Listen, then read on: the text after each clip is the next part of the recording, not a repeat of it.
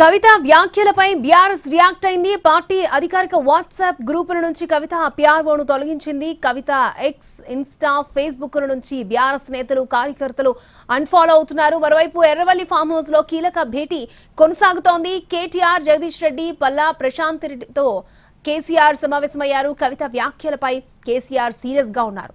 ఆమెపై కఠిన చర్యలు తీసుకోవడానికి మొగ్గు చూపుతున్నారు కేసీఆర్ ఏ నిర్ణయం తీసుకున్నా కట్టుబడి ఉంటామని నేతలు చెప్తున్నారు. కేసీఆర్ నిర్ణయంపై పార్టీ శ్రేణుల్లో ఉత్కంఠ నెలకొంది. కాసేపట్లో బీఆర్ఎస్ నేతల ప్రెస్ మీట్ పెట్టే అవకాశం ఉంది.